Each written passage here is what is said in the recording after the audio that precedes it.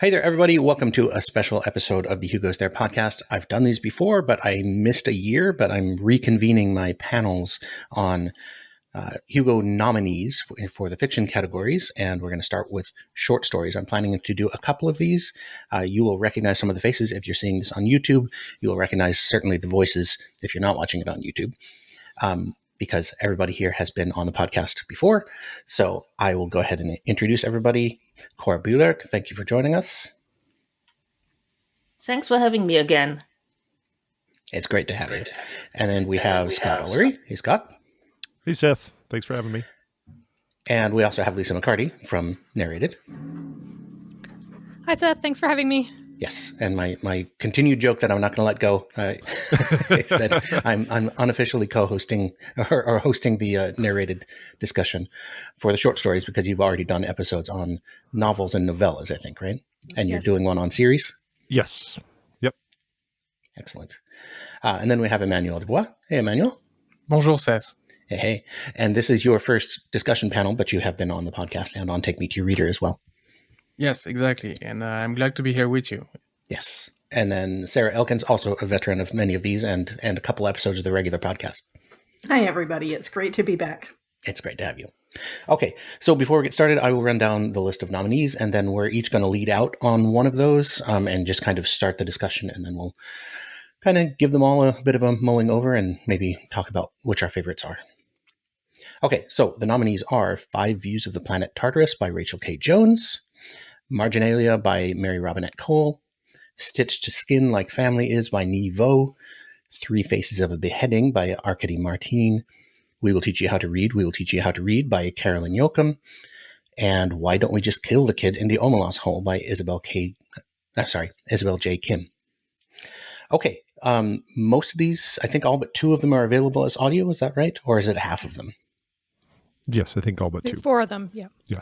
Okay, yeah. So it's short stories, don't get spoiled if you don't need to. They're all available if you're, at least they're in the Hugo packet, but I think most of these are available to read for free. Is that right? I think all of these are available to read for free. Yep.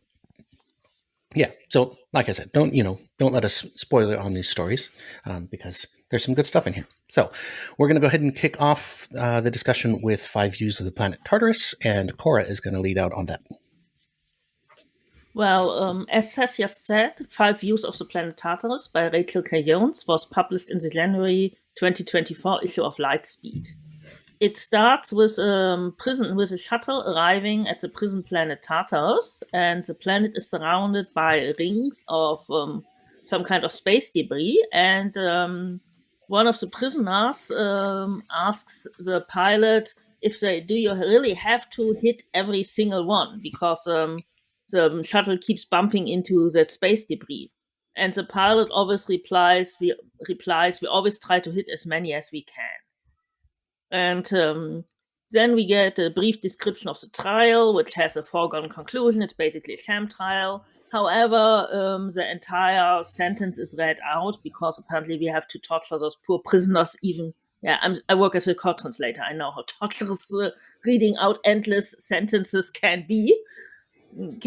And then we get a description of the punishment. I mean, I will have to spoil this because otherwise it's kind of difficult to discuss the story. I'm really sorry. It's also only 500 something words long, so just go ahead and read it or listen to it. It's very short. Well, we get the punishment, and the punishment is eternal life, which sounds good for now, except that the way it's done is terrible. The prisoners are giving nano injections which repair all the damage. They briefly feel young again, but then the nano injections also paralyze them. Only the eyes can move.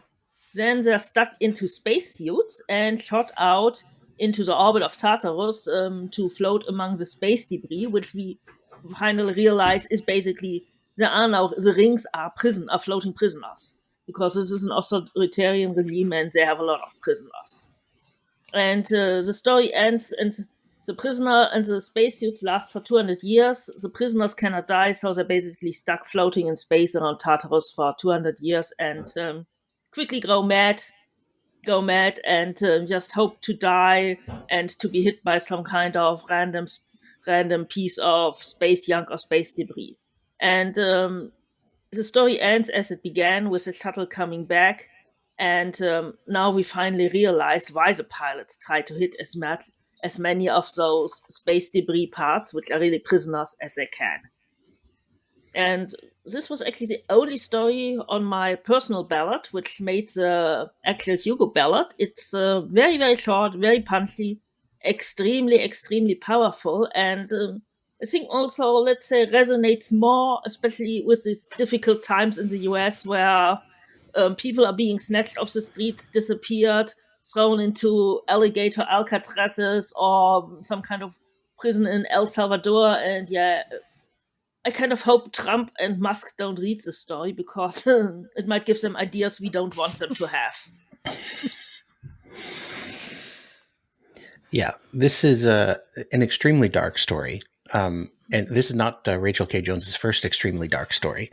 And I'm gonna have to, if she's at the Hugo Awards this year, I want to talk to her.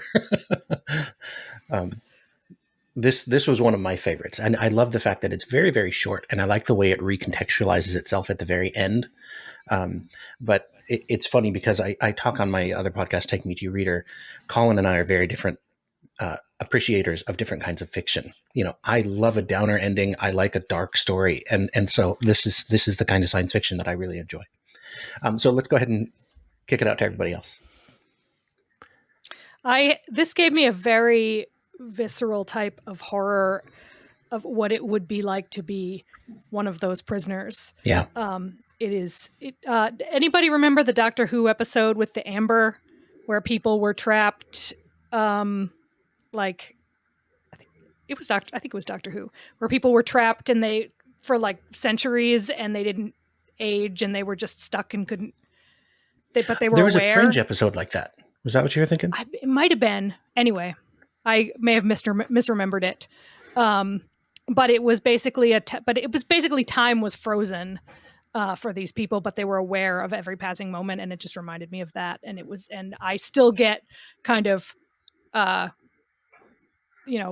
flashes of like how horrible that would be from watching that one episode years ago. That apparently I don't even know what show it was. Yeah, I'm pretty sure it was Fringe. Okay. So there's other fiction this year that I don't think the timing works for it to be directly in conversation with, but yes, there's certainly other fiction finalists this year about being paralyzed and under someone else's control, and also about prisoners and treatment of prisoners. But on a lighter note, the TV show that this reminded me of a little, when they're forced to stand there and listen to their long, long sentences being read out, it reminds me of the Buffy the Vampire Slayer episode where they know the principal, they're all about to go to graduation. They know the principal is some horrible demon monster that's going to try and kill them all. And yet they go to graduation and he starts reading the commencement speech. And one of the Buffy gang is saying to the others, I can't believe he's making us listen to the speech before it all starts. And so making these prisoners who know something horrible, they may not understand what's going to happen, but making them listen to all this, to the sentencing of everyone. It just reminded me a little of that. I can't believe, he really is a monster, making us listen to the speech first. Yeah. Cora, you had something to say? Yes, well, like I said, I sometimes work as a court interpreter, and in Germany, for people who cannot, who don't speak German well enough to understand the court proceedings, which sometimes even is German, but it's mostly foreigners, and they usually always read out the entire accusation, the writ of accusation, which can be very long and very detailed. I mean, I just had a credit card fraud case in the great detail, listened everything this guy ordered with stolen credit cards, and there was literally lots of sports shoes read out. And it can be extremely difficult, I've noticed, for the accused to listen to this writ of accusation, and they're not allowed to reply. I've even taken to telling them before then, I know it's hard to listen to this, but listen, let them talk. You're not allowed to reply. You can reply if you want to later on. So yes, I can totally understand the torture of having this whole sentence read out. Oh. Uh-oh. Oh no. We lost Cora right in the middle of a sentence. Oh, she's back. Cora, we lost you right in the middle of saying, I can totally understand the torture of ... And then we've been in sorry. suspense. Apparently, the neighbors watching Netflix did get me after all. Basically, it was just I can totally understand the horror of having to listen to this sentence, and it's also implied that it's very, very formal, very lengthy, and so on. And yes, good point, Trish, also on the Buffy episode. It also reminds me of one of the Masters of the Universe comics by DC from I think it's 2011, where an important character dies and the king of Eternia holds a speech while what we know, but he doesn't know, this woman's who was basically her husband, except that they never married, and they had to keep the relationship secret, is standing there, and the two and Adam and so He-Man and Tila are squabbling, and everybody is, and Tila's like, how long do we have to listen to this speech? And then King Randor loves speeches, so everybody has to listen to this bloody speech, and so it's just a little bit of extra torture on top of already terrible torture. Yeah. And to Cora's point about the the spirit of the times, it really is the cruelty is the point. Right. Yeah. Right. There was a picture just yesterday of some leaders standing in front of cages laughing in the news, knowing that real people are going to be suffering in those cages. It's pretty heartless, and I agree. Yeah. For some people, the cruelty is the point. Yep. Well, we're all going to die. Yeah. Sure. Yeah. I mean, unless we get stuff full of nano tech that's going to keep us alive forever, True. which... agreed. These days, that doesn't actually sound as good as maybe it might have in the past. Mm-hmm. Emmanuel, go ahead. Yes. Me, what I found very interesting with this story is first the efficiency of it. I mean, I like the very short nature of it, which does, I think, delivers a 1-2 punch that I think is the strength of short stories. I like when they do that. I have the same thing with the Stitch to Skin like Families. I find it's very, brief. We'll talk about it later. What I liked also about this story is, despite its very short length, there is, I would say, quite a few themes that resonate back in literature. I mean, the fact of being condemned like this with no hope whatsoever of deliverance, that's a very common theme in mythology, in literature. I mean, just Tartarus, if memory serves, is the god of chaos. So it's just the whole thing revolves literally around this conceit. Me, when I read this, it reminded me of the Count of Monte Cristo, who was thrown in jail for no reason for, I think, 14 years, basically in a hole, with the same idea. He should rot here for the rest of his life, and we should not talk about this guy. And I just found it more profound than it looks like on a first read. I think it's one of the stories that you need to read quite a few times to truly appreciate. Yeah. It had resonances to me with I Have No Mouth and I Must Scream from I thought of that too. Ellison. Right. It really is a pretty down, dark ending. And it does beg the question, would Oblivion be kinder, at this point? Right. Yeah, it invites kind of like theological discussions as well. It does. Right. The malevolence of the eternal punishment. You mentioned Tartarus, Emmanuel. I also think of Prometheus, who is, his liver is eternally being torn out, and then it regenerates, so it can happen all over again. So yes, this idea of eternal punishment goes back a long, long way. Yeah. And the fact that fears about that. The way it's described in the story, I mean, the way Madame Jones wrote, it's almost clinical. It feels like a documentary on what you're seeing. It's not meant to be felt as it's meant to be described, if that makes any sense. And I think it adds to the punch effect, because it's like you're watching a documentary or something horrible and you go, oh my god, that happened. and it makes it very believable in a sense. Like we could do something like that, and it certainly feels believable these days when we see some governments acting.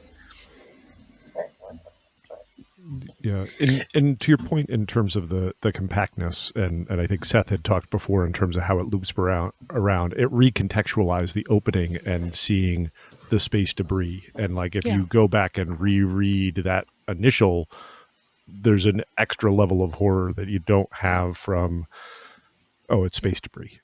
And now that you know what the space debris is going back, it really gets... Yeah, the first time I read it, when they were going through it, are you really trying to hit those? Or it reminded me of Galaxy Quest when they're going through the minefield. But this is not a funny story. Yeah, Galaxy Quest rules, man. Yes. Yeah. All right. Anything else, or should we move on? Okay, let's go ahead and move on to Marginalia, and Scott, you're going to lead out on that one. Yes. So this is, as you said, by Mary Robinette Kowal, and this is from Uncanny, issue 56. And so Marginalia is set in a secondary world loosely inspired by drawings in the Marginalia, or the sides of older texts that featured scenes of knights, and at least in one case, a woman fighting off large snails. And so in the story, Marjorie lives with her brother and mother, caring for her aging mother, who's retired from housekeeping service in the local manor to the local lord. And she also left service to care for her mother. So we have there's a very core underlying of kind of caregiving and family ties in this.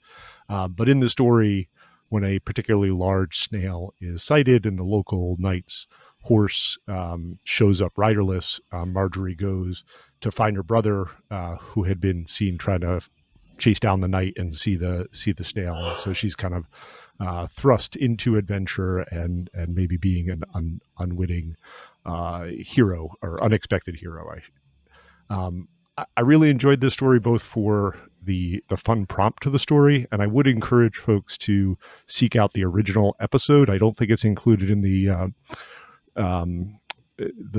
Hugo voter packet, but in the original episode, there's also an interview with Mary Robinette Kowal to talk about kind of the origins of it, as well as kind of her experiences with the balance of caregiving with, adventure, or in her case, going to conventions and that. And so I think she does a great job of balancing that adventure, but also the kind of day-to-day of life. And in particular, I think I always like when kind of tropes are subverted a little bit. And I think this is one where there is mostly a happy ending, but there are definitely elements of even the ending where, yeah, that's nice, but it's not really, doesn't really work for her situation. And I won't go into the details on that, but I like that balance there. So.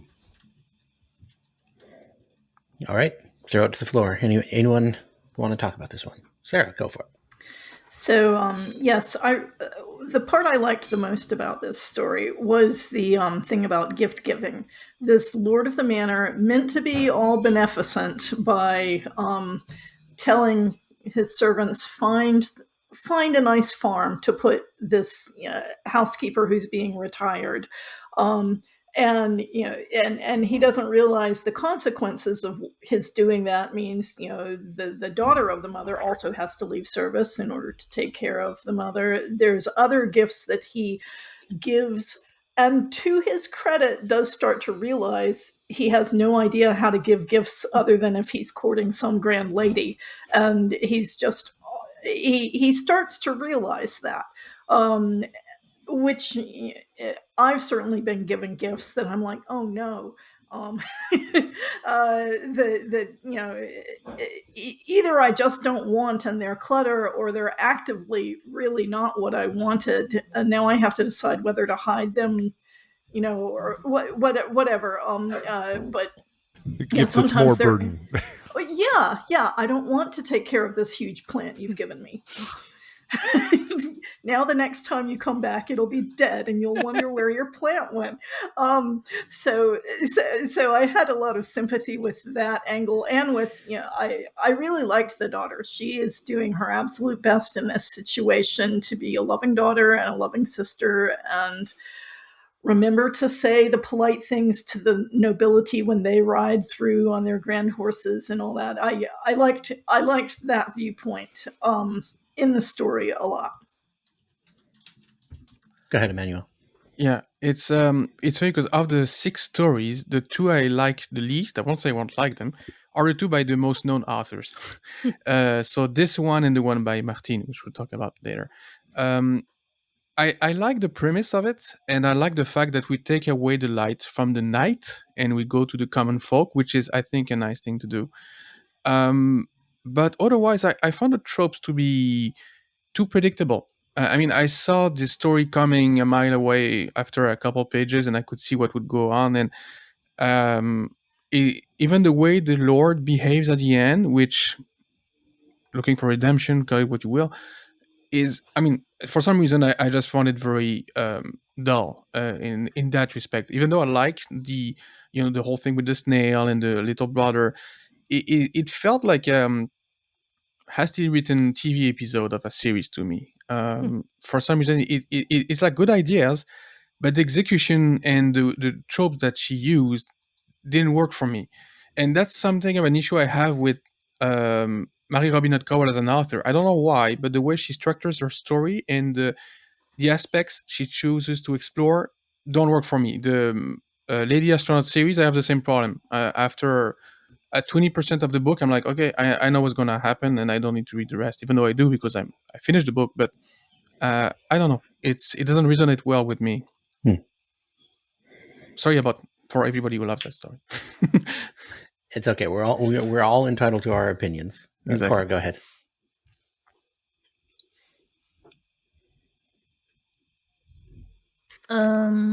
Okay, I seem to be dropping out here. Sorry. Uh-oh, we have frozen Cora. Well, I'll just say something to follow on.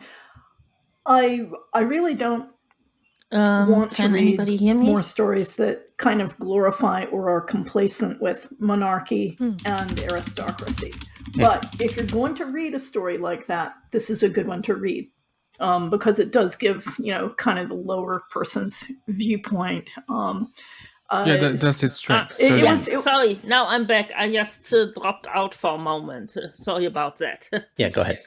Okay, so about seeing it coming. The moment the mother mentioned salt, I knew what was coming because,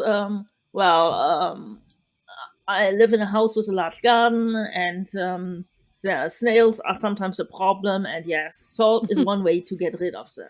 It's not very nice if you like snail, and I love snails. As a little girl, I collected snails and kept them, and got very, very angry when and saved them from lawnmowers, and got very, very angry when they were hurt. So, but yeah, salt is a way. And as soon as you mentioned salt, I knew what was going to happen. So, but I still found it clever because using salt is something that a peasant woman like the mother would know, and a housekeeper. It's not something a lot of the men would know, because he doesn't have to bother with snails in the garden. And what also worked for me about the story is the caregiving issue, because my mother fell quite.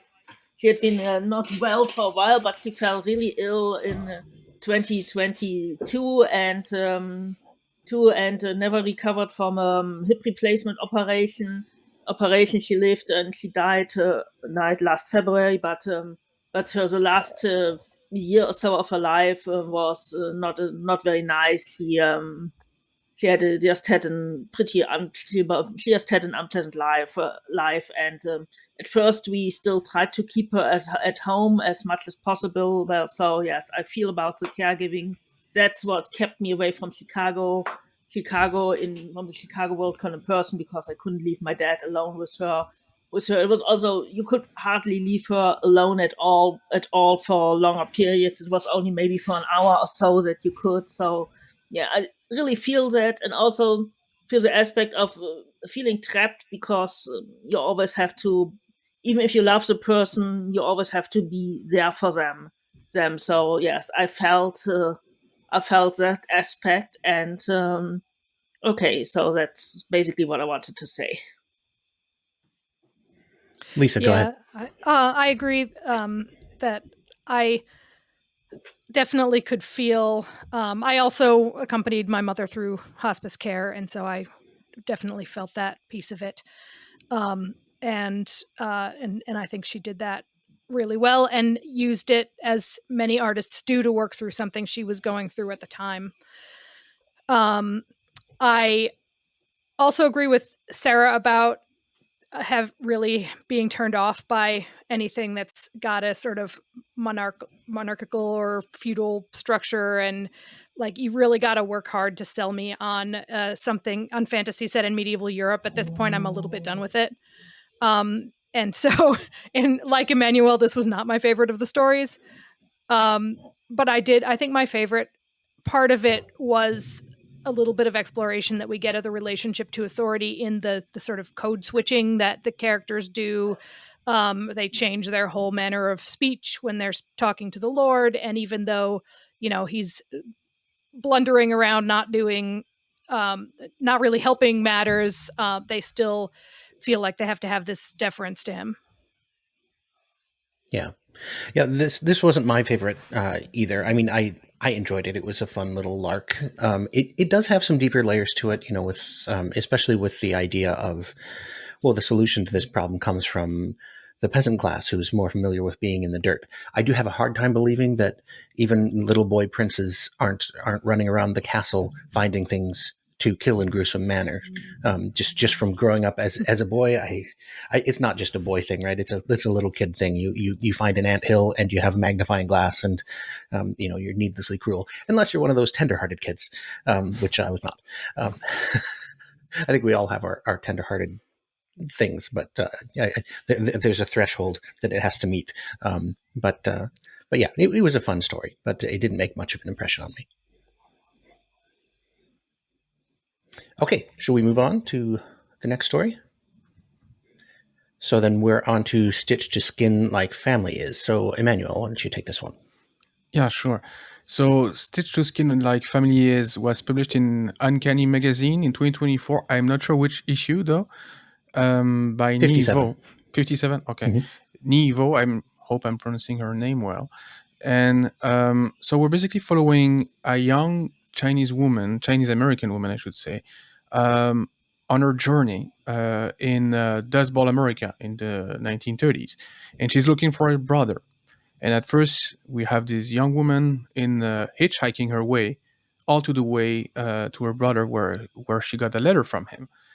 And through the tale, we meet a couple of drivers, one salesman who doesn't seem like a very nice person, and a Black American truck driver who do seem like a very nice woman. And so we have themes of racism and xenophobia in it. And then the story takes a left turn into horror when she finally reaches her destination in a way that I found very clever. I don't know if we need to go into spoiler right away. I think we can.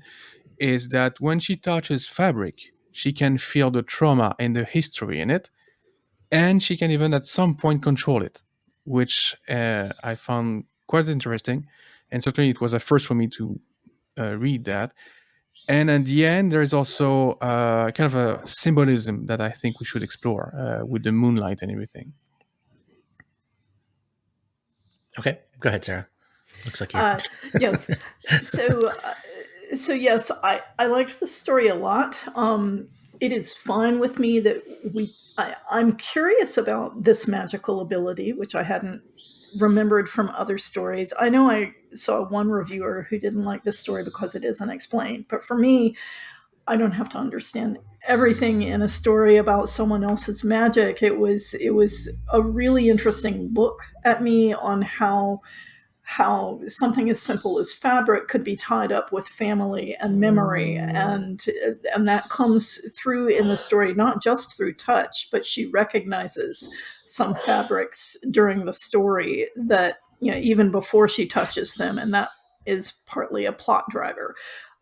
So I'll be interested to hear more about the Moonlight, but the magic I thought was quite interesting, and the setting of the Dust Bowl, people in poverty is also interesting. The other thing I would say is part of the horror that she runs into is a horror I've read a lot in British fiction, short stories, which the danger that she gets into is a danger that is described in a number of, say, early 20th century, late 19th century fiction stories where someone is wandering the countryside and taps on a door, and apparently kindly farm people take them in.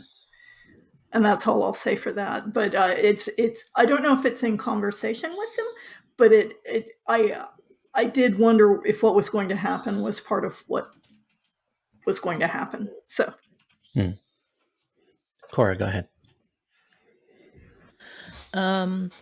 Well, this one was the biggest surprise to me because I've read some other works by Nghi, and they weren't bad, but they never really hit me that way, and I was really surprised how much I enjoyed this. First of all, I love the 1930s Great Depression Dust Bowl setting, which is very, very well evoked here. And about this psychokinesis, if that's the correct word, with fabric, there actually is a precedent for that, but I would be very surprised if Nghi, she might know it, but it's because it's very obscure. But Dorothy Quick, who was a woman pulp writer working in the 1930s and 40s, who's these days mostly remembered because she met Mark Twain at the age, I think she was 11, and he was an older man, and she met him on a riverboat, and she was scared of this, was one of these stern or center wheelers.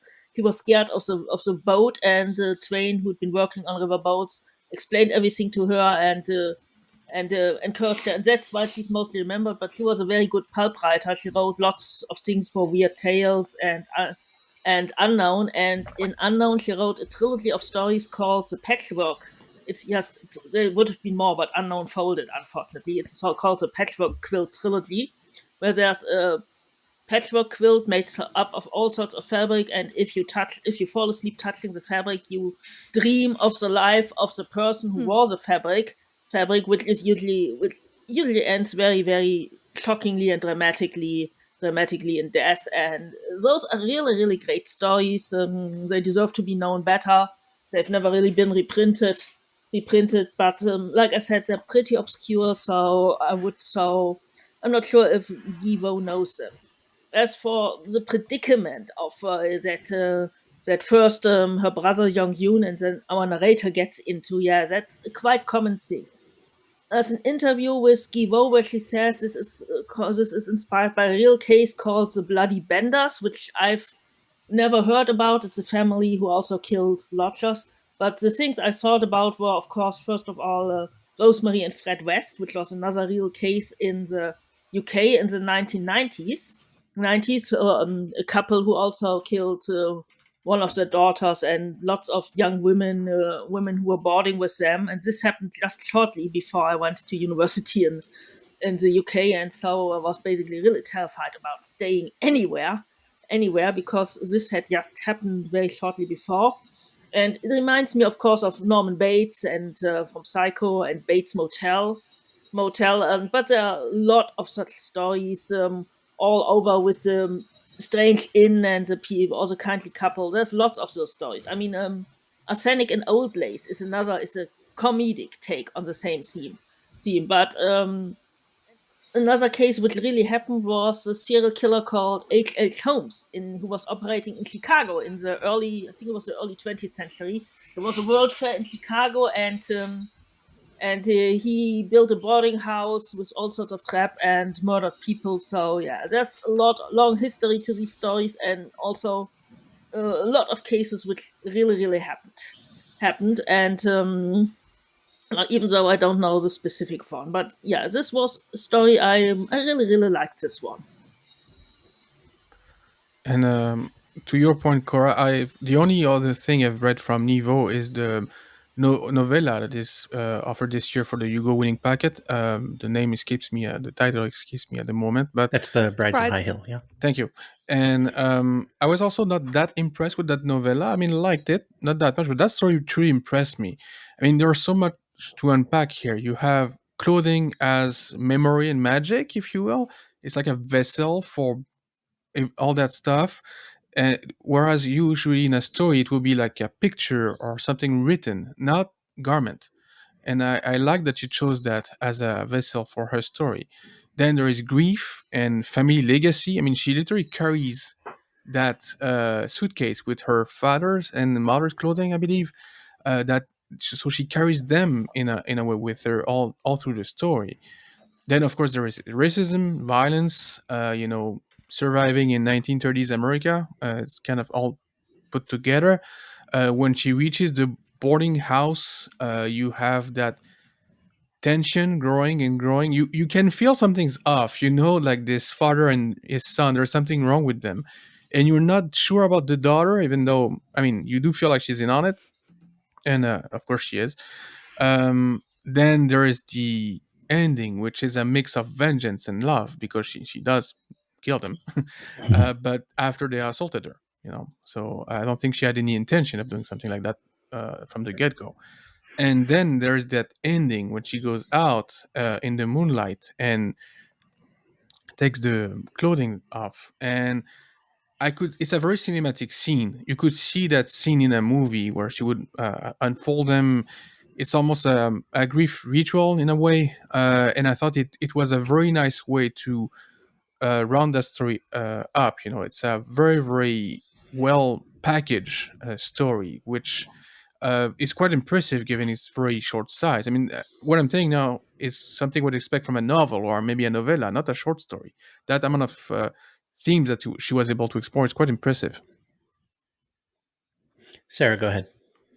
So one thing, the H.H. Holmes serial killer on a grand scale, as opposed to the simple lodger killings, that was 1893 World's Fair in Chicago, and people who want to read more about that can read Eric Larson's The Devil in the White City, which goes into his industrial scale planning and killing of people. The other thing is, well, I have a different point to make, but I could step back and let Lisa say her thing and then circle back. Sounds good. I was just going to say that Nivo has done this sort of imbuing history into objects before with the Empress of Salt and Fortune. That was all written in, which is the first of the Singing Hills cycle that this year's nominated novella is part of that. And Emmanuel, if you've only read that one, I mean, it is a standalone, but I can understand why it wouldn't have made as big of an impact on you, because it's the fifth, I think, in a series, maybe sixth. And so which is an amazing series. But Empress of Salt and Fortune had this, basically each of the chapters was an object, and the object would be used to further the story, and it was done really beautifully. All right, Sarah, what was the other point? It's not a big part of this story, but the discussion of everyday racism that's just in this story, it's not the focus. It's just one more thing this young woman has to deal with while she's trying to track down her brother from the salesman who tells her she must be Chinese because she's smaller than the Japanese woman he knew before. And it's just one more of the grind of trying to get by in this very tough world that she's in. And it's maybe playing a little into what happened to the brother, but probably not that much. And I thought that it was dealt with very deftly in this story. It's a real pain, but it's just one of all the things she's trying to deal with. Yeah, that reminds me of all the times that a white man, it's inevitably a white man says, "Hey, there's no white privilege. I've worked for everything I've gotten," and you want to say, "Yes, I'm sure you have, but you did not have to overcome the fact that you are a white man in a white man's world." Exactly. Cora, It's go ahead. just part of what people have to go through Yeah. when they're marginalized in any way. Yeah, Cora, go ahead. Yeah, well, regarding the clothes, is at least carrying around her dead families. There's also a dead sister. That's not just the mother, and I think the mother has a traditional Chinese garment which belonged to the grandmother. The fact that she's carrying around her dead family's clothing, it did sort of ring true because there is a connection between clothing and grief. I mean, both my parents died within 4.5 months of each other. In my dad very suddenly in 2023, and my mom in early 2024, not so suddenly. And I still haven't completely. I live in the. We lived in the same house. I live on the top floor now. I basically have the house to myself, and I still haven't cleaned out their closets. Not fully. I've thrown some things out, and I've also kept, especially because I'm fairly big. I'm wearing my dad's winter jacket because I needed a new one. This was a nice jacket, so I kept it. I'm wearing his. I'm at this moment. I'm wearing what used to be my dad's house slippers. They are now. He didn't even like the slippers. I bought them for him, and he said like, but they've got this a bit more stable. He preferred the softer ones, but he did wear them, and I kept them. And I've heard that this isn't unique. It happened to other people who started wearing clothes by deceased relatives, or just also kept them. There was a woman whose husband had died, and she kept his hat. I think on the hat rack of her wardrobe for ages, even though he was dead, and she didn't even wear it. So this part also rang true. It's her way also, because these are poor people, and they probably don't have a lot of other remnants and legacies except for the clothing. Yeah, Scott, go ahead. Yeah, I think the other element of the clothing, there are definitely scenes in here of her doing mending and that as working with the clothing or other clothing, and it kind of is also symbolic in terms of her journey of kind of bringing back together family in what way she can in terms of figuring out what happened, and the again kind of almost the clothing and the mending as mending also of the family story and figuring out what happened as well. So yeah, I liked how that narrative kind of goes through it all. Yeah. I guess I haven't really talked about this one. I really enjoyed this one. I thought, like Emmanuel said, this is a very efficient story. It gets across a lot of information in a very short amount of time. And yeah, I really enjoyed it. Anything else, or shall we move on? Okay, let's go ahead and move on to Three Faces of a Beheading. And Lisa. All right. Three Faces of a Beheading by Arkady Martine was published in Uncanny Magazine, issue 58, May-June 2024. This story starts with a scene of a soldier dramatically beheading herself while making a statement, which I was just going to read. They only call us usurpers because they killed enough of us. How's this for loyalty? And then she beheads herself.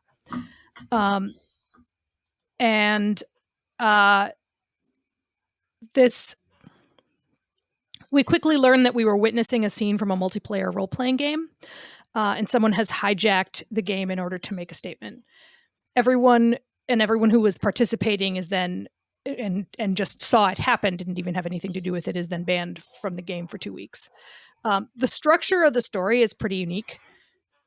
We follow a participant in the game who was taken with the beheaded soldier's statement and wants to do something to get it out in the world. And interspersed, we have sections of historical theory, which about how history is written to support a narrative and to have a plot. And we also have interspersed sections that I at least understood to be the history of some events that were real within the world of the story and were universally known in a way that was written by the victor. The game follows the history, and it seems clear that whoever orchestrated the beheading in the game had a statement to make about that history. And I thought I really enjoyed the unusual format, the interspersing of some historical theory, and it also in an interview with Uncanny, she said that this story was grappling with living in a society where genocide is being perpetrated. Nice. All right, Cora, go ahead. Well, I'm not sure it worked fully for me, but it's a very, very interesting story. And also, one thing we should know is Arkady Martine is a historian in real life, in her day job. She's a historian. Those texts about history as a narrative, which is inevitably written by the winners were actually excerpts from an academic work she was trying to write, but that's what she says in that interview, the one that Yes. Lisa just mentioned, but that never really went anywhere. And there are even footnotes. It was an academic work after. And one of the footnotes references the Wehrmacht exhibition, which I'm quite familiar with. Most of you probably aren't. In the 1990s, there was an exhibition organized by an Institute of Social History, I think the Hamburg Institute of Social History, which was called Crimes of the Wehrmacht. The Wehrmacht was the name of the Nazi era and World War II era German army, and it's not the name of our current army, because sometimes people get it mixed up, and it's quite offensive to you to say it, even if it's an honest mistake. So, and at the time, the narrative was like the Nazis were terrible, but it was only the Nazis, it was the Gestapo, it was the SS, it wasn't the Wehrmacht. The Wehrmacht were just the innocent, poor little victims who were forced to conquer all these things. And this was a really pervasive narrative, all the way from late 40s all the way to the 1990s. Remember, this? I think it was 1994 or so. And this exhibition, basically, it was just mostly photos of of people, of partisans being hanged and people being killed, and Wehrmacht soldiers grinning and posing with them. And it was hugely controversial. Lots of people were complaining about this exhibition and were saying like, "Oh, this is terrible, but my grandfather didn't do this." Yes, maybe your grandfather didn't, but somebody else's grandfather did. And there were protests, and I remember I actually went to see this exhibition. I didn't I was like, okay, kind of knew that I don't really need to see photos of atrocities. I don't actually think that my grandparents were that great. Well, some of them were that great people. I mean, one guy probably didn't do a lot simply because he was stationed in Norway, where there weren't a lot of atrocities happening. Might have committed some. I don't have any evidence. The other guy, let's just say, I'm pretty sure my family, there was things they didn't want me to know because I was stopped from asking questions.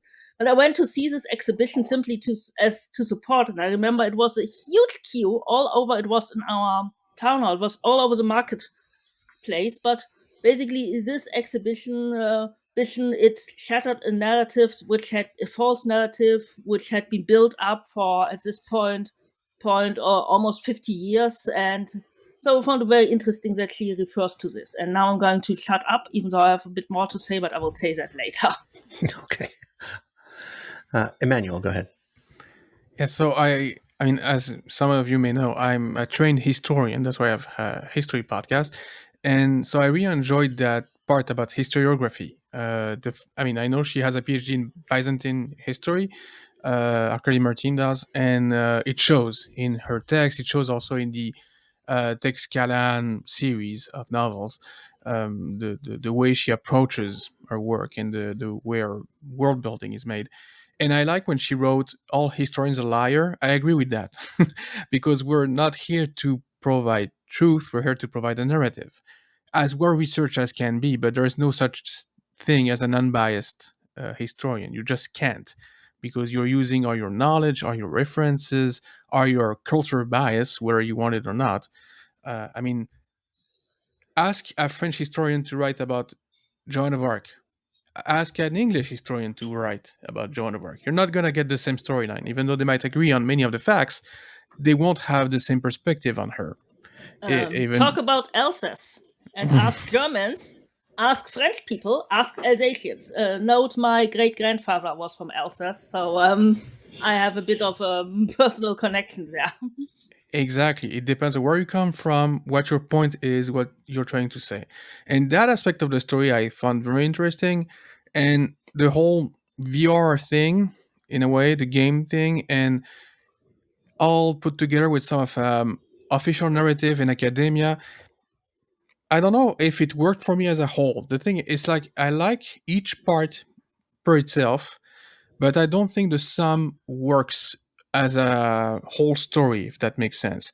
I feel like I'm missing some common thread that would make it easier for me to digest, even though I can appreciate what she was trying to do, and I can appreciate the effort of, shattering the structure, especially in a very short form, which I'm sure was very hard to make and still have any sense to that story. It could have become a complete mess. And it's not a complete mess, but I think it's a bit hard to grapple with. At least for me, it was.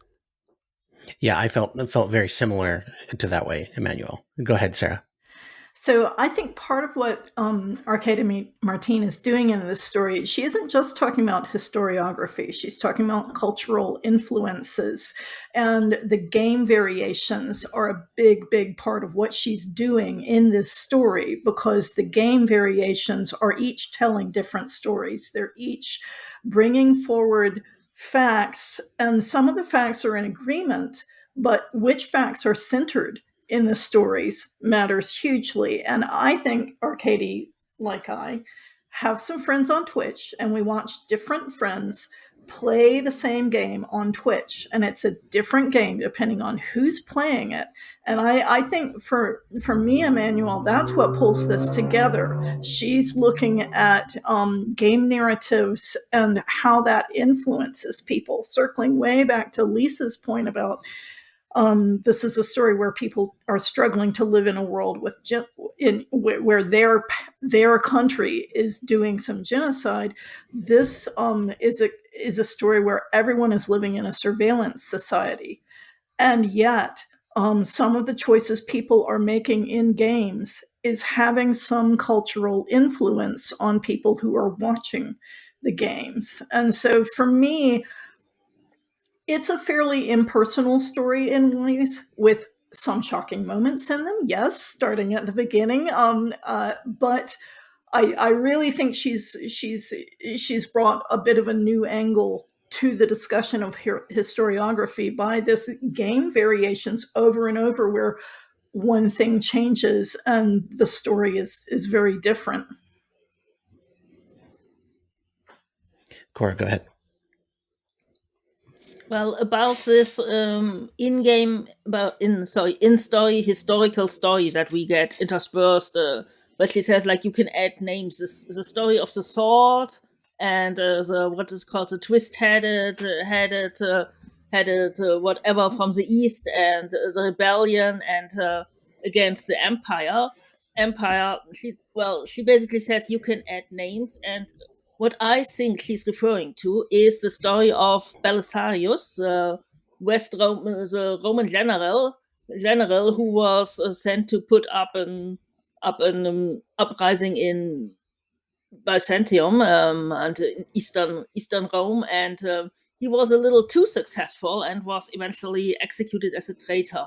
And Belisarius is an interesting. I'm not sure if you, but when I read this, I immediately thought, okay, this is a variation of the Belisarius story. And the story of Belisarius is interesting because, like I said, I took Latin in school. I never heard the name Belisarius in Latin classes. I never heard it in history classes, but then history was mostly 19th, 20th century. We didn't get a lot of early history. But I heard his name several times in science fiction, because science fiction writers, for some reason, love Belisarius. He's the model for Belriose in the Foundation foundation stories in the story The General, which was, and he also showed up in the TV show in a slightly different version. Well, quite different actually, but he does get a somewhat better ending. He still dies, but at least he doesn't get executed off page as a traitor, but he dies heroically on his own terms.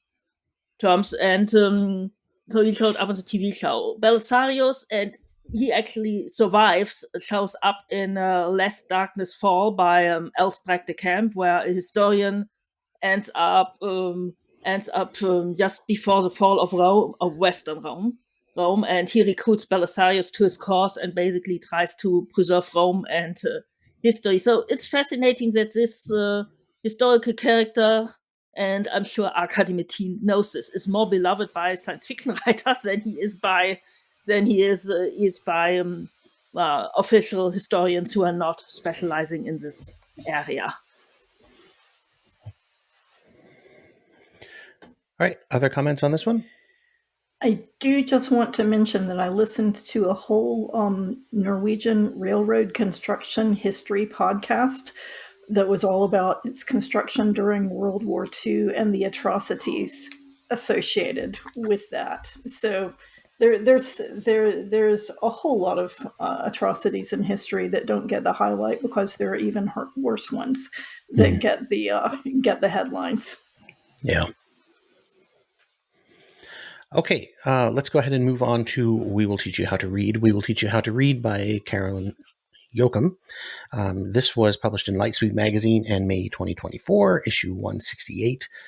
I'll go ahead and lead off on this one. I'm not sure exactly how to characterize this one other than to say this is our story, simplified, life, loss, transformation, love, death, iteration. This is, I believe, I'm going to give my best shot at this. I wasn't prepared because we were going to have another guest. That it's a story of attempted communication from a race that's very short-lived, but that has different mental capacities than we have, or than the receptor species has, able to think in threads and attempting before they die out to establish communication and to pass on their legacy to another species. And this is one that I think if you only read it in print, you're missing out. Because I think the best implementation of this was the audio version of it. It's extraordinary. And that's what pushes this one over the top of all the other ones, just because it's so different than anything I've ever read. And it's such an accomplishment that's why it's my favorite. And I did listen to this one first before I read it. And I definitely prefer the audio version. Yeah, that's what I was going to ask. Who has listened to it? I have yet to listen to it. I've read it. I have yet to listen to it. But yesterday, you pretty much all that. I've listened to our friend Colin and Phil's episode, Science Fiction 101, and they were talking about the short stories. Yeah. And Phil, he read it first, and he said, I can't see how that could go into audio, because when you read it, there is a structure to it that is pretty unique. Mm-hmm. And you say, how can you possibly do that into audio? But apparently it was done for audio first. And from what I understand from you, Seth, it's really worth listening to. So I'll do that after we hang up. But it's certainly a unique approach. And it reminded me of many science fiction stories, First Contact, what have you, in some sort of way, but done in a very brilliant way, honestly. Yeah. Go ahead, Lisa. I was going to say, I don't think it was done for audio first. From what Stefan Rudnicki said at the beginning of the episode, he was saying that he was shown the story that had been purchased and was told, we want to do this as audio. And he was like, ha, ha, ha, ha. You're kidding me, right? And so, but the way it turned out was just amazing and very, and like rhythmic and just like musical. Mm-hmm. Yeah, it's one of those things where in print, it shows multiple columns and the text encourages you to read both columns simultaneously, which of course is impossible. But there's layers to it too, where you can see that the lines will line up thematically at times. You don't see that quite as much listening to the audio, but in the print, I think you get more of that. So I think it definitely rewards both. Go ahead, Scott. Yeah, probably unsurprisingly, I had listened to the audio of this first. I did make sure to go back and take a look at the print version when it came up on the ballot and for the discussion here. And this really is, in some respects, an exploration of form, but because it is kind of connected to a first contact, form is substance, and so is probably one of the more unique ones on the ballot in terms of in that respect. And it is also one that, because it is so novel, it probably bears listening to or reading a couple times just to try and, I think you can have different things sink in, which is actually kind of encouraged by this in the context of the story as well as. The repeating nature of it kind of says you need to read this more than once. Yeah, and just to briefly try and summarize how they approach the audio, essentially they do it with multiple narrations, and so it's overlaying the story on top of each other, reading it. And using the stereo effect as well. Yes. Right, where one narrator will be on your left ear and one in your right. So if you're going to listen to this, make sure you have both ears in. Yeah, I do. Well, and that's an important point, because I do often listen with like one earbud in, and yeah, that's a good point. This is one where you need the stereo experience to fully get it. Yeah. I mean, in some senses, it reminds me a little bit of the Darmok episode of The Next Generation, where there's a language barrier because fundamentally the language is different. And here, certainly with the threaded nature of the language, that's a barrier. Sarah, I think you had something to say. So so far I've only read it. And to me, what it called back is a lot of poetry, particularly in the 20th century, where they were playing a lot with the format and printing of a poem about sea life in the form of a fish, how it's printed, and other more creative ways than just the shape of it.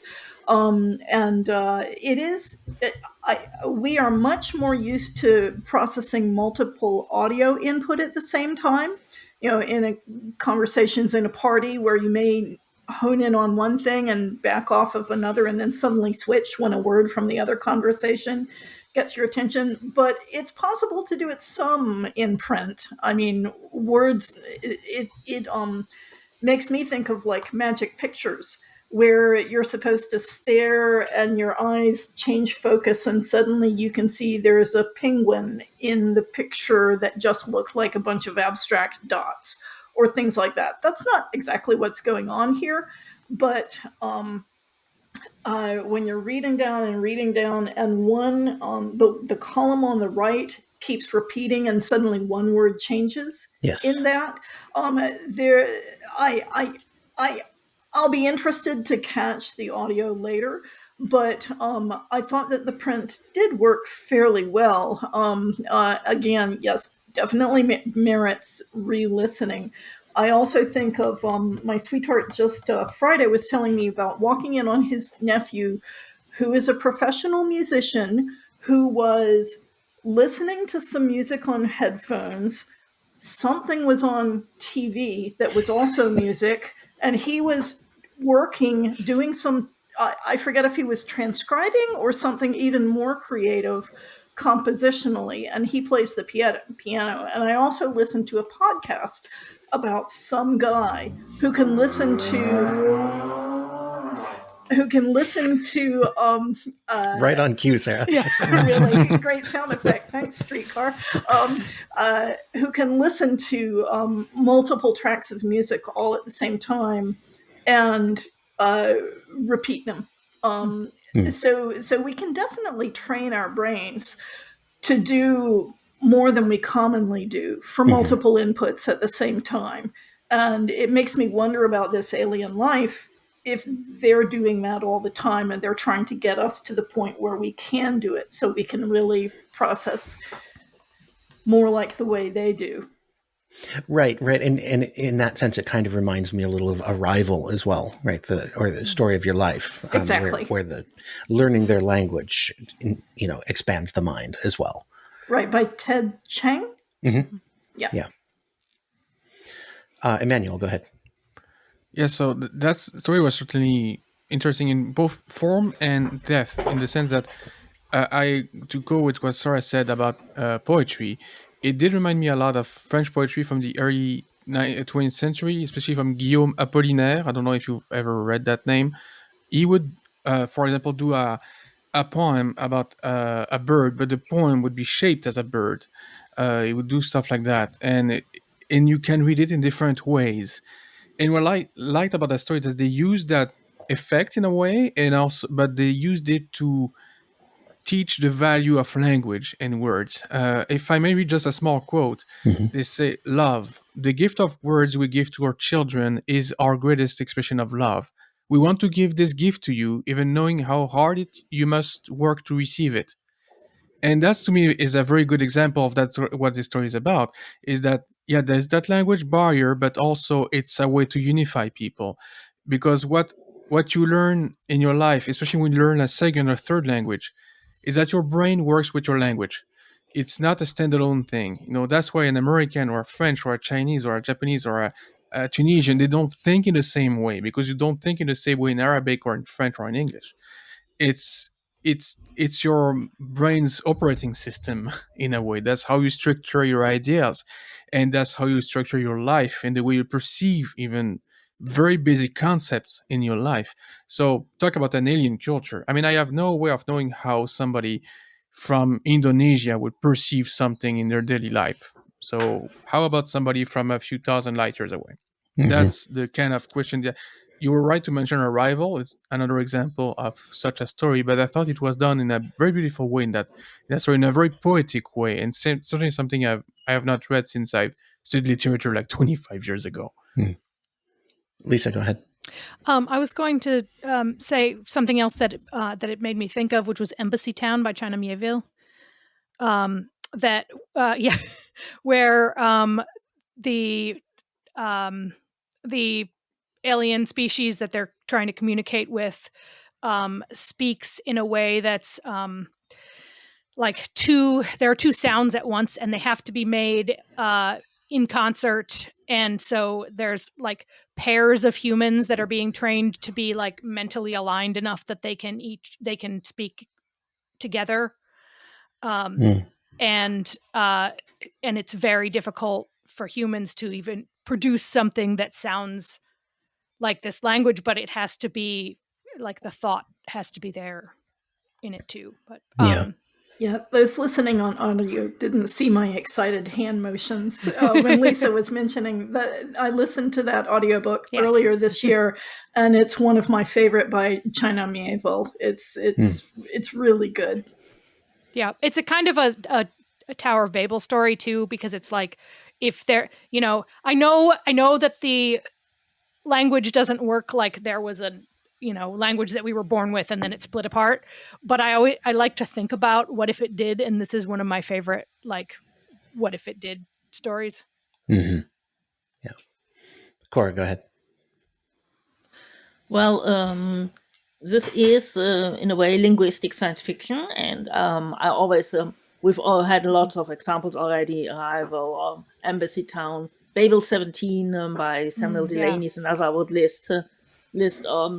I always like linguistic science fiction because linguistics is a science, and one that science fiction often ignores. Also, I sometimes call myself an accidental linguist because I actually taught in introductory class in linguistics at the University of Fechter very shortly after my own graduation, when I thought out. I think I pulled it off well, but I didn't really know what I was doing. So yes, I'm fond of linguistic science fiction stories. Seth also made a good point. It reminded me very much of Star Trek. Not just of, he used Darmok, I think is the one, but it's also there are lots of first contact and linguistic stories in Star Trek. There was I forget the name now. There was a great one in season 3 of Star Trek Discovery, where they try to communicate with this alien species, which is actually destroying lots of planets accidentally. And Star Trek also has a lot of stories going back all the way to the original series about an alien species that has died out trying to transmit their legacy. The most famous one of this is probably the Next Generation episode, The Inner Light, where Picard lives the whole life of this character. And one thing that we haven't noticed, one aspect that we haven't noticed, is that the children of this alien species, the children who always, the story is basically, these people read their story, which we are also taught to read only 3 times. They read it first when they're young with their parents, then alone, and then they teach it to their children. But the children at some point refuse to learn this story. They don't want the old ways anymore. And this is the fate of many indigenous languages. When a colonizer shows up, the indigenous language gets lost and is superseded by the language of the colonizer. And also, a lot of the times, the younger people also, the parents are like, why should we learn this old language? We must learn a language which is more important for our economic situation and our prospects. And like I said, it's indigenous. There's a lot of indigenous languages which are very close to dying out. But it also it doesn't just happen in Africa, Asia, the Americas. It also happened in Europe that their language, Welsh, Cornish, Scottish Gaelic, almost died out. Where I live, we have Low German, which is a separate. It's close to Dutch, but it's a separate language. That would probably be my native language if some people hadn't tried to eliminate it in the 18th and 19th century, to the point that I was taught Low German for, I think, exactly 1 or 2 lessons in school, but I can still understand and read it, but I can't speak it. I can understand it simply because there were old people who still spoke it, but most of them are dead now. Now, one of the last who still spoke it died 2 or 3 weeks ago. Last week I went to his funeral. So yeah, this one is it hit very well. It touched. It's also short, but it also touches on a lot of points, and it could have been just as well in the best poem category. I think in our lifetime, some of that stuff with the Low German has started to fade even more. Because I remember when I was taking German in high school, we learned to say "No Hochdeutsch bitte," please speak High German. They're trying, just as Welsh and Cornish and so on and Manx, they're trying to revive it. Nowadays, children get more lessons. Also, if you're studying German language or literature, there are the universities in northern Germany will offer classes on Low German, and those classes are always funny because you have foreign students, often from Asia, like Japanese, Korean, Chinese students, sitting in between Germans who sometimes grew up speaking this language. And my local radio station, Radio Bremen, they have every day, they have Low German news, Plattdeutsche Nachrichten where they have all the news translated into Low German, and there's cultural. So there are attempts to preserve it, but it will never be the common language again. It will be kind of curiosity. Also, the funniest thing is one of the guy who does a lot of these Low German programmings is a black guy. The guy, he was adopted as a young kid. He was adopted.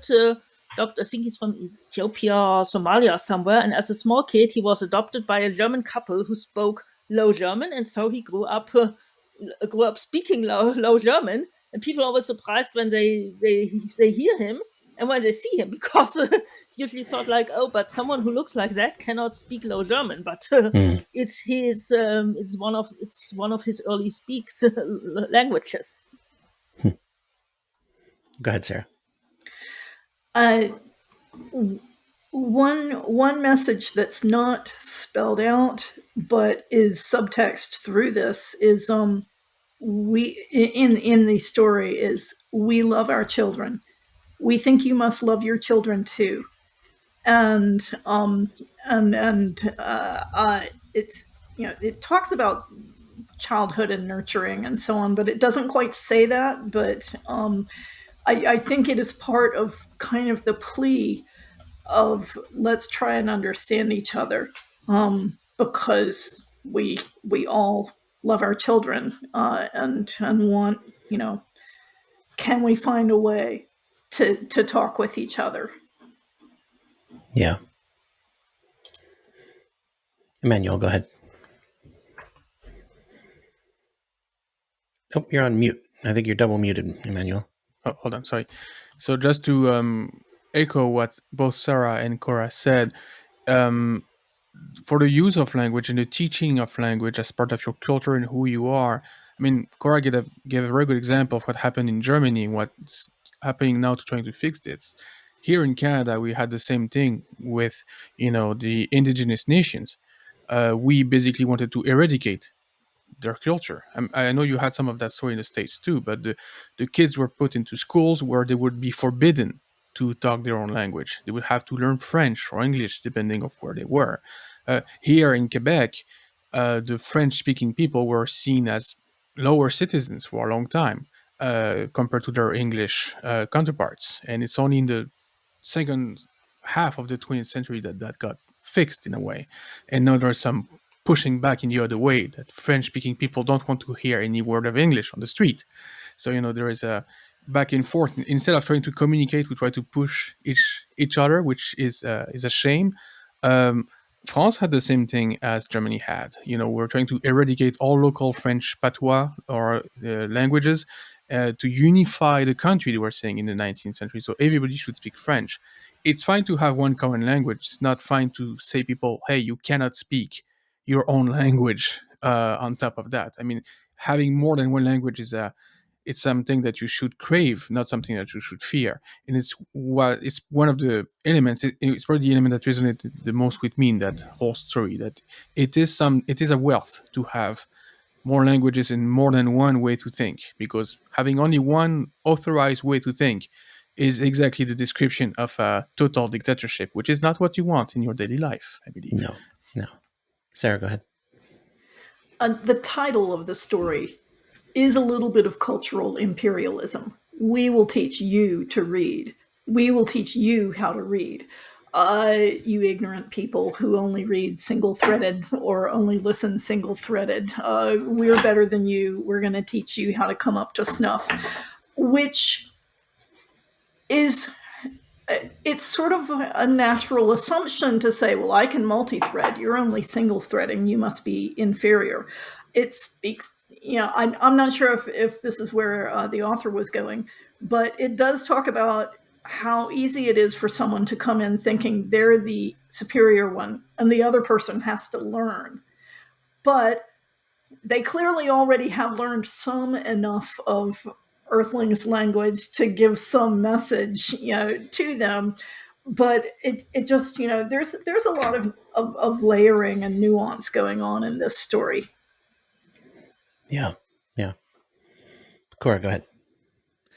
Yeah, once again on attempts to eradicate language. This is, of course, also issue which faces immigrants all over the place, not just in the US, in the UK, in Germany, because immigrants are often actively discouraged from transmitting their own native language to their children. It was considered a kid growing up bilingual was considered bad well into my lifetime. Luckily, my parents they did ignore what the specialist said because it's wrong. And of course, and there's also a difference if it's a prestige language. For example, a kid is learning very early to speak English or Chinese or Japanese was popular for a while, or French is good, but Turkish, Russian, Ukrainian, Arabic are bad, which is of course silly. But children also, at least I was viewed as sort of disruptive in kindergarten and primary school because I did a shocking thing once. I was angry at a girl named Petra. Really sorry, Petra. And I pushed her and called, "Leave me alone," in English. And Petra didn't understand me, of course. She didn't speak English, but I think the teacher probably also didn't understand me and was very, very upset that I tried to speak English in class. And how could I do this? And so the sad thing is it happened to a lot of first and second generation immigrants. I have two cousins in the US, and they speak very little German, even though they are both their parents are German. It's not just one parent, it's both parents. And on the other hand, I'm always happy, live in a sort of multicultural neighborhood. My neighbors literally garden to garden fence. They're Russian, well, they're kind of Russian, German, Ukrainian, post-Soviet mix, and they speak Russian with their children and German, and the children speak both and code switch, and it's lovely. And on the other side, I have a Turkish German couple. I think there's must be, I think, probably second or third generation, but probably even third generation. And the Turkish people actually mostly did keep their language. The Turkish, of course, they were also treated like, oh, they will go home again. And now we have people living here in the third, fourth generation, and also being successful. But language and culture education is something which happens to immigrants and also to the victims of colonialism. So it's a really, really common issue. Yeah. All right. We went quite a long time on quite a short story. All right. So let's go ahead and wrap it up. Sarah, I think you're going to lead us off about why don't we just kill the kid in the Omelas hole? That's right. From Isabel J. Kim, Clark's World, February 22, 24. This story is in conversation with Ursula K. Le Guin's Hugo winning The Ones Who Walk Away from Omelas, and all the related commentary and stories that have been spawned since that was published in 1973. So quite a long conversation. So for those who haven't read it, Omelas was a supposedly utopian city which depended on the continuing misery of one child. And this finalist, why don't we just kill the kid in the Omelas hole, is told in the form of a history looking back, which is similar kind of to Ursula K. Le Guin's story on that same kind of impersonal tone, looking back at when some people killed the child for motives which are debated, and what's happened since then. This story has some snappy language, kind of colloquial. So they did this, and also comes up with the amazing phrase, the load-bearing, suffering child. And that's used several times in this. So what happens after that?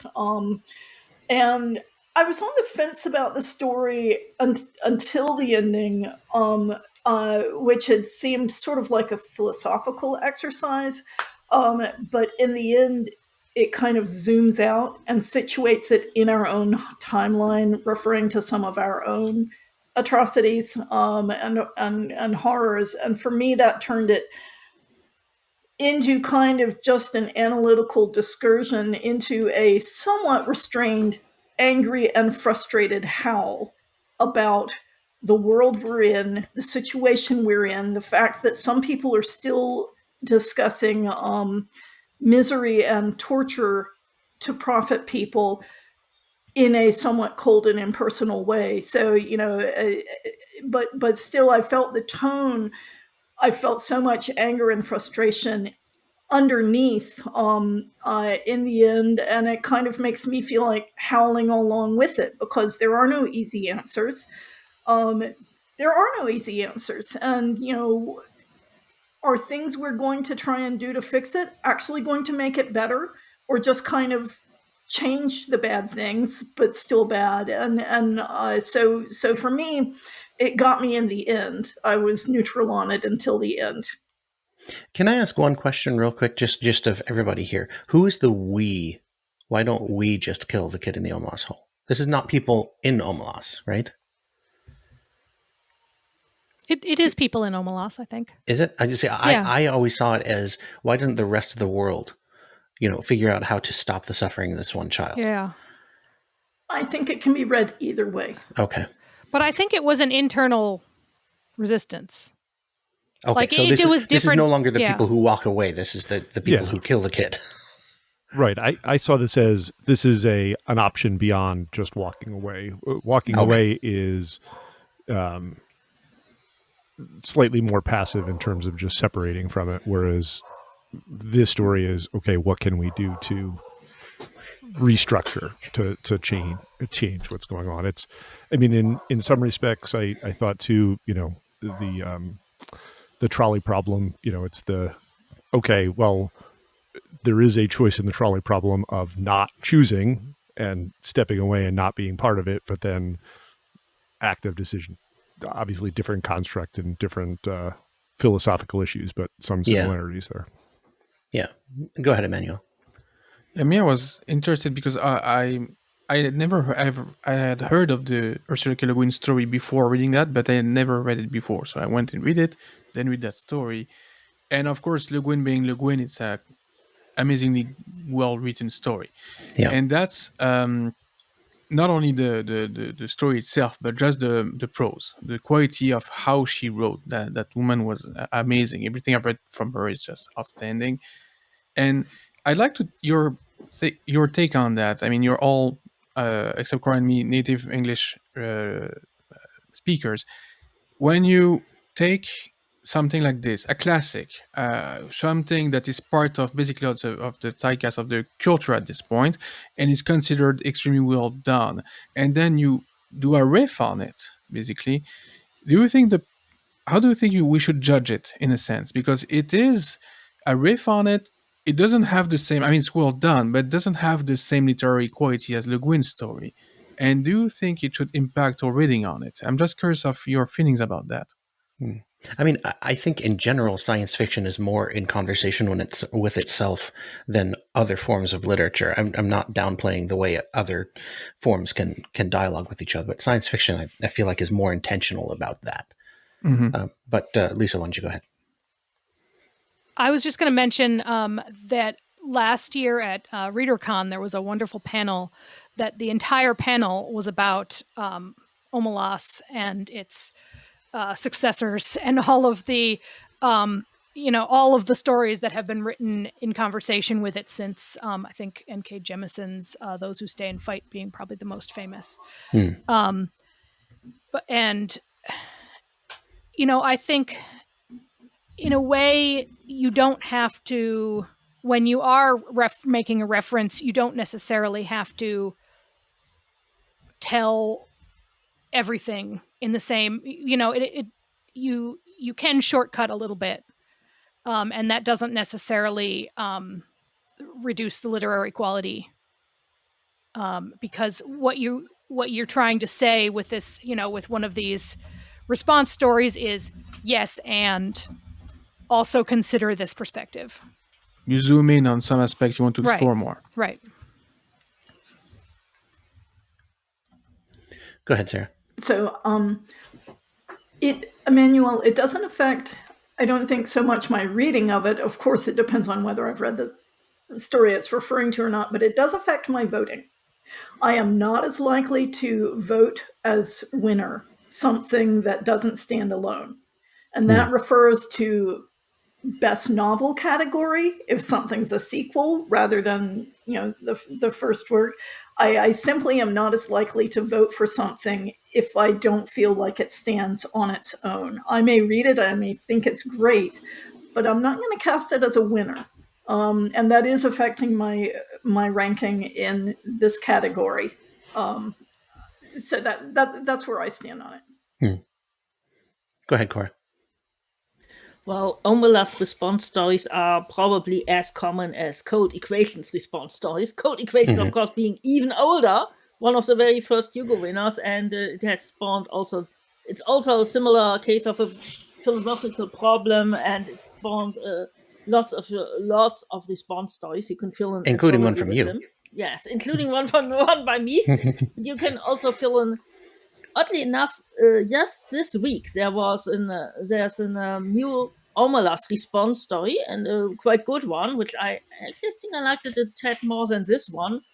Also in Lightspeed, which has various variations of the Omelas story. How you can view it from, for example, maybe the people were poor and the child was tyrannical, and all sorts of. It's also really interestingly done. About this one, I did consider what also been like Sarah said, and Emmanuel, how well does this stand alone? can you understand this story if you don't know Omelas? I thought about, what if my mom were still alive and she's been a Hugo voter in the past, and she's not a major science fiction reader, and so she wouldn't have known the Omelas stories. Would she have understood the story without me explaining what the Omelas... I mean, you can read the ones who walk away from Omelas is very, very short. You can easily read it. It's not a huge issue, but this one stands as a response story less well alone than for example, also Quartet by now of Starship Troopers by Robert A. Heinlein, Forever War by Joe Haldeman responded to Starship Troopers. Old Man's War by John Scalzi responded to Forever War and Starship Troopers, and The Light Brigade by Cameron Hurley responded to all three. So, but you can read all of these 4 different novels as standalones. You can't really read this story as a standalone without knowing the original Omelas story. Yeah. This one, my problem with this one is my friend Colin put a bug in my ear, and I think he mentioned it on Science Fiction 101, that this story seems to misunderstand the premise of The Ones Who Walk Away from Omelas, where it isn't that child has to live in misery. It's that child can never experience anything but misery. And so killing the child was not the only way to subvert this. Saying a kind word would have been enough. And so it's strange that it goes to the lengths that it goes, and that's why it kind of, I don't know, it bothered me, it rankled me.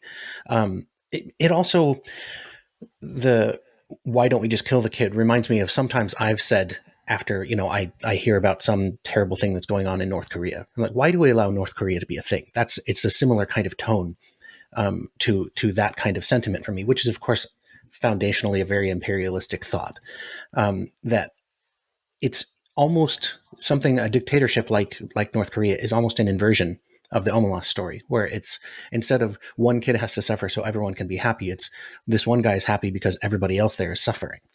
And that's, almost always the case in a dictatorship, really.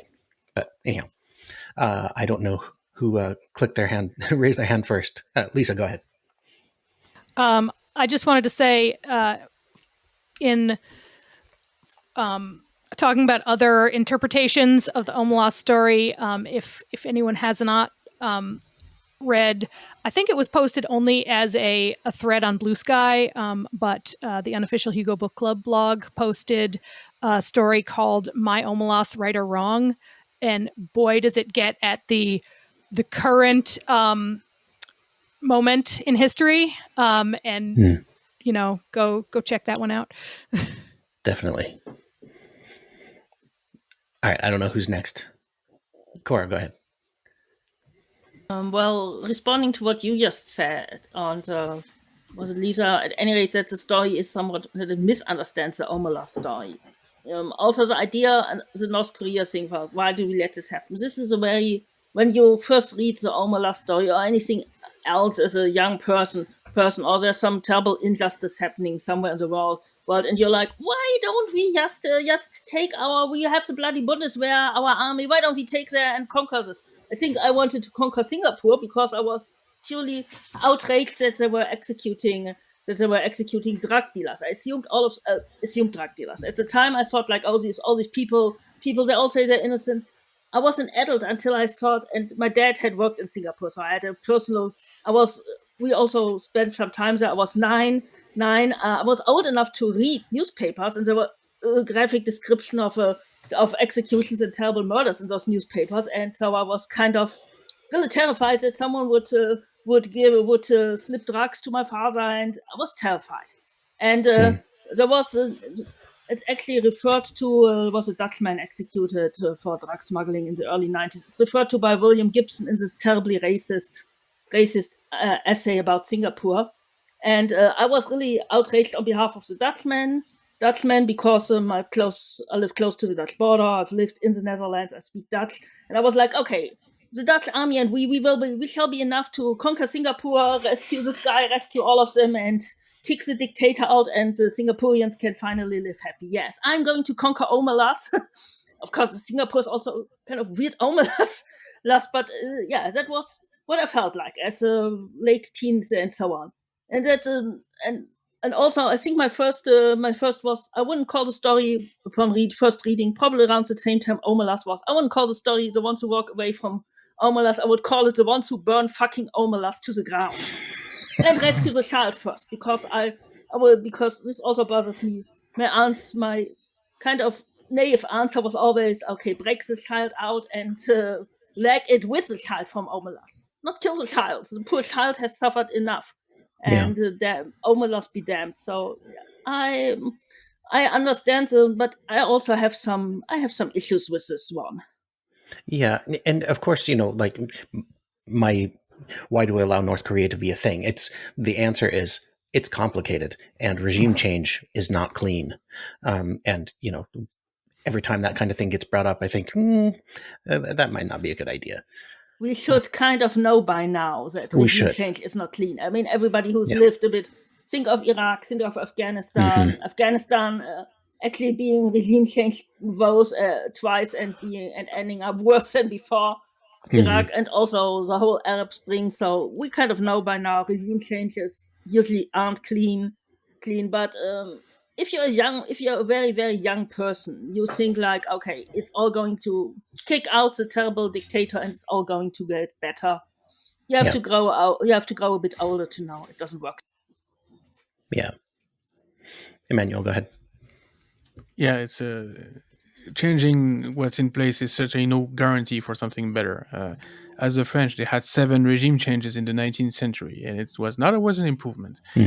Anyhow, for that story, what I found very interesting, what Cora said about the different novels that came after Starship Troopers, is that they are their own thing. Yes, they answer to that story, but they're not part of it. Whereas this is part of the Le Guin story. It's basically you could call it a continuation, an adaptation to the modern day, call it what you want, but it's really in the same setting.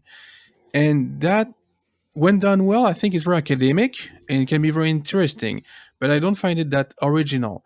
If you find, for example, this year's nominee finalist novella, The Practice, The Origin, and the Chain, it does have a resonance with the Omelas stories, but it's done in a completely different way with its own storyline. So I find it, in that respect, anyhow, a much stronger contender to be voted for the Hugo ballot. Like this story, like I appreciate reading it, but just like Sarah, I don't think I would vote for something like that. I can appreciate the effort and the relevancy of writing it. I just don't think it deserves to be over other stories that we talked about today. Just because it's not its own thing. It's part of a discussion, which is certainly interesting, and we're talking about it a lot. But I don't think it stands out enough to be voted for. That's my opinion, anyway. Yeah, even though it did win the Nebula. So some people disagree with me. Fine. It won the Nebula and the Locus and the Baltimore Science Fiction Society's like first writer thing, I think. So it's won a slew of awards. Yeah. So I feel no compulsion to vote for it. Exactly. For the Hugos. Science fiction fans and also writers love these response and insight stories. I mean, that's what I was my going to say. Equations response story is actually made the Hugo long list in 2021 for a story which I posted on my blog as a sort of joke. So, and we've had lots of response stories to Omelas and code equations. Equations makes the Hugo long list or ballot. It's kind of, it makes us feel clever. It resonates, which is and those are awards voted on by science fiction readers. A regular reader who doesn't know the Omelas stories would probably be okay. This is interesting. What's this about? Also, lots of other. We have Narnia response stories and fairy tale. The Narnia response stories always get me because I didn't grow up with those books. I didn't encounter them. The story, as a basic story, until I was an adult. I still haven't read the books because, so whenever I run across a Narnia response story, I'm like, okay, initially I often didn't even recognize what it was, and I still can't really relate to them. Go ahead, Lisa. I just wanted to respond to what Seth was saying earlier about this story kind of I don't know, missing the point, or maybe not, or not offering a good solution. I'm not sure it was supposed to be. I Yeah. mean, it is like, I don't think that, what an author says is happening, what an author's characters do in the story is not necessarily what the author is advocating doing. And I think in 100%, this yeah. case, it is supposed to be, these murders are supposed to make you feel like that's a terrible thing to do. And that, and it's supposed to just make you think about, the whole situation again. I don't. Yeah, that's all I wanted to say. Yeah. When did killing kids become a Right. good idea? Right. Right, and I don't think I don't think this is in any way saying that would be the best response. It's Right. Yeah. No, I get that. Yeah, I think the story itself is answering the title's question. This, Right. this is why we don't. This is why we don't. Because it's messy, and as Seth Yeah. said, it's complicated, and Yeah. there's other there's other aspects. Yeah. Yeah, and I will also just chime in to agree that whenever you have things that are kind of more directly tied to others, it gets complex. Again, I think it's. I have recommended it. We actually had talked about it a while back on Narrated as well with our short fiction, but it's something worth reading and listening to. I agree with all the comments that when you get into how you vote and how you balance that, I think there is certainly an aspect that emotionally gets tied into the voting, and each voter and each kind of award is going to weight things a little bit differently in terms of, okay, how much of this is quote unique content versus others. And I appreciate Cora's comments in terms of other things that are in dialogue, and I'm glad you mentioned there's a lot of fairy tale retellings that pop up, and how much they add unique to those particular narratives, because we do see those pop up on the ballots a lot, especially it seems in like the novella category. There's a trend of a lot of those. So Okay, well, you want to go around kind of with final thoughts? Tell me what your favorites are, what you're going to be voting for, and then we'll kind of and actually, why don't we do it this way? I'll start with Lisa, who is now in the upper left corner for me because we had to restart the because I session. happened to come back first. Yes. So why don't you mention, like where people can find you and where they might know you from? Obviously, Sure. I think people would know you from Narrated. Yep. Yes. So again, I'm Lisa McCarty. You might know me from Narrated podcast, where we talk about mostly audiobooks, mostly science fiction, fantasy, but not entirely. And I have not. And you may also see me on Blue Sky a lot. That's where I like to hang out. Okay. And what are your favorites out of this? And I think the top of my ballot is going to be We Will Teach You How to Read. We Will Teach You How to Read by Carolyn Yoachim. And I haven't really made a final decision on where anything else places. But I think the Three Phases of a Beheading, which I hadn't really engaged with before starting to prepare for this podcast, but because I drew the straw of presenting it, I kind of got to spend a lot of time and thought with it, and that sort of it won me over during that process. Mm-hmm. So I think that's going to be high on my list too. Nice. All right, Sarah, why don't you go next? Sure. My top favorite is Stitched to Skin Like Family Is. I did love that story. Actually, during our conversation, I've moved around my choices and ranking of the other stories a lot, which is one reason why I love these conversations with people who've done close reading and have really interesting perspectives that make me take a second look at a story that I may not have thought about as much before. You can find me mostly on Mastodon these days for social media. I am at Configures on mindly.social. So If you find me, great. I know Mastodon is a little hard for some people to navigate, but it's my preferred social for these days. Okay. Thanks. Nice. Scott, go ahead. Yeah, I think in terms of rankings, similarly, I absolutely agree that the discussion helps refine. I've got my kind of list of my orders, and I think I've changed all of them around at some point during the discussion. But overall, a great slate. I think at the moment, We Will Teach You How to Read and Stitch to Skin Like Family are kind of top of mine, but I reserve the right to change that by the time I put in my final ballot. In terms of, you can find me on Narrated as well, and as I mentioned, I think in the intro, we've been doing. We just recorded our best series episode, so that'll be coming out probably around the same time as this episode. So, if you looking for more Hugo finalist discussion. I never get tired of it. I listen to The Incomparable, and I listen to yours, Science Fiction 101. I love listening to other people talk about it. Yeah, and every time I listen to somebody else or have one of these discussions, you get different perspectives on it, and it's just great to get the different views and a different take on it. And I think it helps too that then when you get the final ballot, because if you just go in your kind of isolated mind, sometimes you put in your votes, and then you see the final order, and you go, well, how could it possibly come up that? Right. But I think the more you appreciate just the breadth of fandom and the different perspectives, it's part of the fun, I think. Yeah, agreed. Any social media people can find you at Narrated or?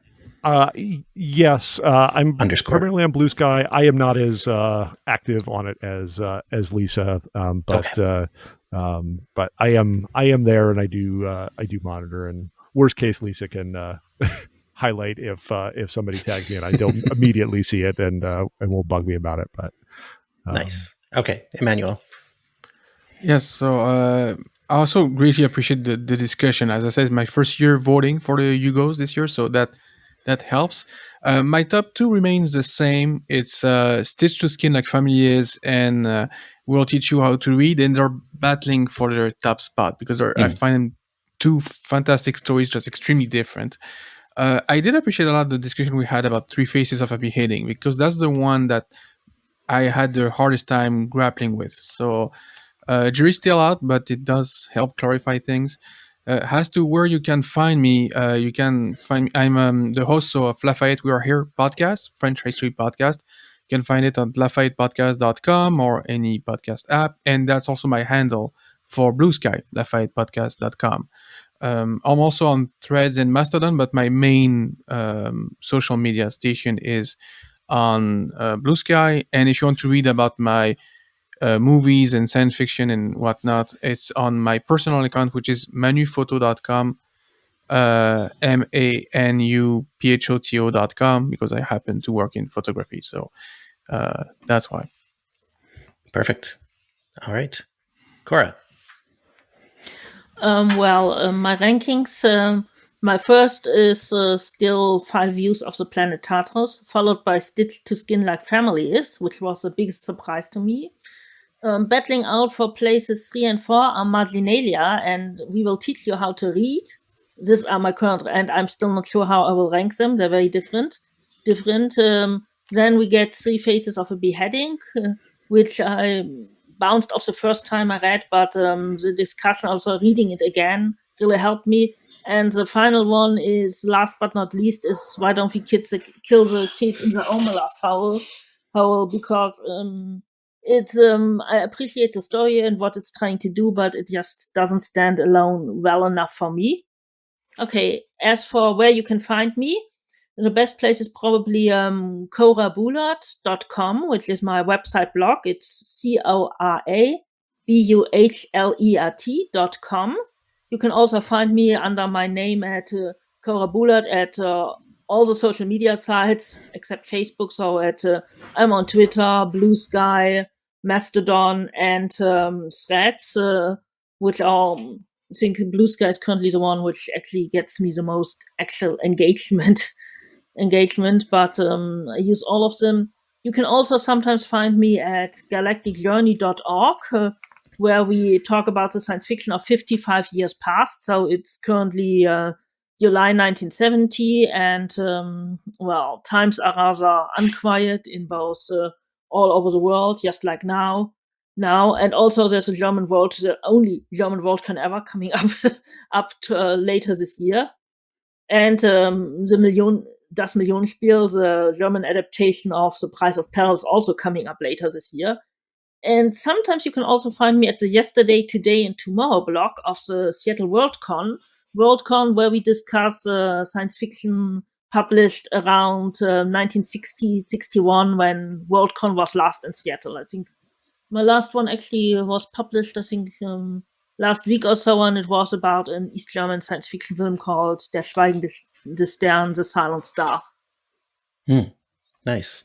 And apropos of The Price of Peril, there's a new adaptation of The Running Man coming out this year.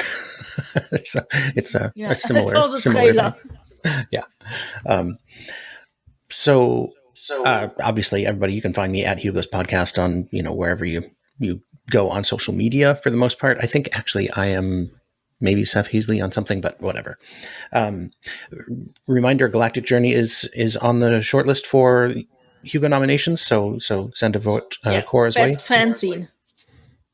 You don't have to vote for us. I'm not going to tell you, but anyway, I just want to tell everybody who listens to this, don't ignore the 4 fan categories, because there's full of great people who do great work for no money at all. So the 4 fan categories are best fan writer, best fan scene, best fan artist, and best fan cast. So please vote in those categories. They get some of the lowest votes. They all have great stuff in the Hugo voter packet. You don't have to vote for anything I'm involved with, but just please don't ignore those categories. But if you listen this far in this podcast, you do have to vote for me. So for best fan cast. Thank you, Cora, for that reminder. I have ranked all the fan categories already. Nice. Yes, I will be sitting in the Hugo ceremony with the whole gang from Hugo Girl. It'll be fun. And Narrated is also eligible in the fancast category if anyone doing so good moved work at some point in the future. Yes. Yep. And hopefully in a couple of years, you'll all be in Montreal, because it's supposed to be Montreal for 2027. So that would be amazing. That's pretty close for me and Scott. Yeah, that's true. Yeah. That would be one. Probably the first one I will go to since Glasgow, because I'm skipping the next 2 because I'm not going to the US right now. I don't really want to end up on Planet Tartarus or Alligator Alcatraz or something like that. No. Understood. Yeah. We understand. All right. Thank you all for doing this. I really appreciate it. It was pretty short notice. Thank you so much. I'm going to go ahead and sign off, but don't hang up. Don't close your browser. And anybody listening to this, I'm not sure if I'm going to post it to to YouTube because of some of the difficulty we had. But let us know. What were your favorites? Did we move the needle? Because these kind of discussions always shed more light on the stories and what people see in them. So, yeah. All right. Thank you so much, everybody. Bye now.